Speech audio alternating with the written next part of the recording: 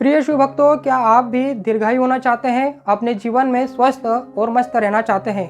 क्योंकि मैं आज आपको उज्जैन बाबा महाकाल की नगरी में स्थित एक ऐसे दिव्य और चमत्कारिक शिवलिंग के बारे में बताने जा रहा हूं, उनके दर्शन कराने जा रहा हूं, जिनके बारे में मान्यता है कि यहाँ पर एक बालक ने भगवान शिव की स्तुति और आराधना करके यमराज को चुनौती दी, यमराज की नियति बदल दी और मृत्यु पर विजय प्राप्त की। जय श्री महाकाल। प्रिय शिव भक्तों, उज्जैन यानी बाबा महाकाल की नगरी में श्री महाकालेश्वर ज्योतिर्लिंग के अलावा कई ऐसे दिव्य और चमत्कारिक शिवलिंग हैं जिनकी महिमा अपार है। बस हमें इनकी जानकारी कम होने के कारण हम इनके दर्शन लाभ से वंचित रह जाते हैं, इनके पुण्य लाभ से वंचित रह जाते हैं। प्रिय शिव भक्तों, आज मैं आपको लेकर चल रहा हूँ उज्जैन बाबा महाकाल की नगरी में स्थित श्री कंथडेश्वर महादेव मंदिर। हम चलेंगे इस पवित्र मंदिर में और वहाँ के जो पवित्र शिवलिंग है उसके दर्शन करेंगे और उसके पीछे की पौराणिक कथा भी जानेंगे, जिनके बारे में मान्यता है कि इस पवित्र शिवलिंग की स्तुति और आराधना करने से इंसान दीर्घायु होता है और उसे भगवान महाकाल का आशीर्वाद प्राप्त होता है। तो प्रिय शिव भक्तों, यह है श्री कंथडेश्वर महादेव, जिनके बारे में पौराणिक कथा है कि एक वितास्ता नदी के किनारे पांडव नाम का ब्राह्मण रहा करता था। इस ब्राह्मण को इसके जाति के लोगों ने, इसके समाज के लोगों ने समाज से बाहर कर दिया था। यह ब्राह्मण निराश हो गया, दुखी हो गया। तब उसके मन में एक पुत्र रत्न की प्राप्ति की इच्छा जागती है। तब यह ब्राह्मण एक गुफा में जाता है और भगवान शिव की स्तुति और आराधना करता है। भगवान महाकाल को प्रसन्न करने के लिए तप करने लग जाता है। एक कठोर तप के पश्चात भगवान महाकाल प्रसन्न होते हैं और उस ब्राह्मण को एक बालक का वरदान देते हैं। ब्राह्मण के घर जब बालक का जन्म होता है तो ब्राह्मण उस बालक का नाम हर्षवर्धन रखता है।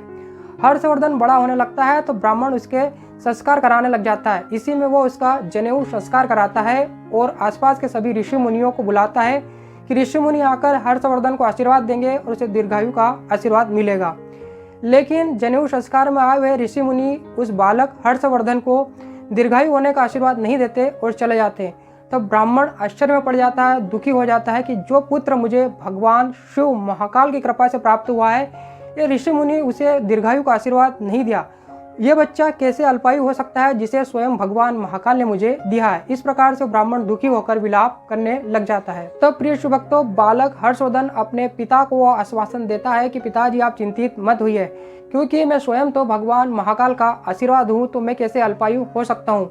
और यदि ऐसा है भी तो मैं महाकाल वन जाता हूँ और वहाँ पर भगवान शिव की स्तुति और आराधना करता हूँ।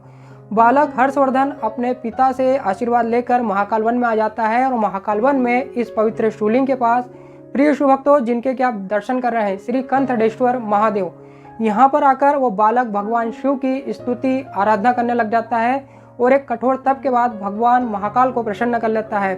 भगवान महाकाल अपने नन्हे भक्त पर प्रसन्न होते हैं और उसे दीर्घायु का आशीर्वाद देते हैं। यानी कि उस बालक हर्षवर्धन ने भगवान महाकाल की कृपा से यमराज की नियति को बदल दी, यमराज को चुनौती दी और मृत्यु पर विजय प्राप्त कर ली। इसीलिए तो प्रिय शिव भक्तों, कहा जाता है कि अकाल मृत्यु वह मरे जो काम करे चंडाल का, काल उसका क्या बिगाड़े जो भक्त हो महाकाल का।